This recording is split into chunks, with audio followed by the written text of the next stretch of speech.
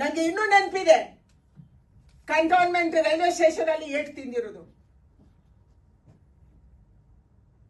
10 ವರ್ಷದ ಹಿಂದೆ ಅವರ ಟ್ರೈನ್ ಅಲ್ಲಿ 400 ಜನ ಮಕ್ಕಳು, ಅಂದ್ರೆ ಟೀನೇಜರ್ಸ್, 12 ವರ್ಷ 13 ವರ್ಷ 14 ವರ್ಷ 15 ವರ್ಷದ ಮಕ್ಕಳಿದ್ದಾರೆ ಅಂತ ಯಾರೋ ಫೋನ್ ಮಾಡಿದ್ರು. ಇವರೆಲ್ಲ ಬಾಂಗ್ಲಾದೇಶಿಗಳು ಅನ್ನುವಂಥದ್ದನ್ನ ಫೋನ್ ಮಾಡಿ ಹೇಳಿದ್ರು. ನಾವೊಂದು 10 ಜನ ಬಹಳ ಹುರುಪಿಂದ ಕಂಟೋನ್ಮೆಂಟ್ ರೈಲ್ವೆ ಸ್ಟೇಷನ್ಗೆ ನಾವು ಹೋದ್ವಿ. ಅಷ್ಟು ಜನ ಟ್ರೈನ್ ಇಂದ ಇಳಿದ್ರಪ್ಪ. ಸಾಲಾಗಿ ಬಸ್ಗಳು ನಿಂತಿದ್ವು. ನಮಗೂ ಗೊತ್ತಿಲ್ಲ ಅದರ ತೀವ್ರತೆ ಎಷ್ಟಿರ್ಬೋದು ಅಂತ ಹೇಳಿ ನಾವು ಪ್ರಶ್ನೆ ಮಾಡಕ್ಕೆ ಶುರು ಮಾಡಿದ್ವಿ. ನೀವು ಒಂದೇ ಏಜ್ ಅವರು, ಇಷ್ಟು ಜನ ಮಕ್ಕಳು ಎಲ್ಲಿಂದ ಬಂದ್ರಿ?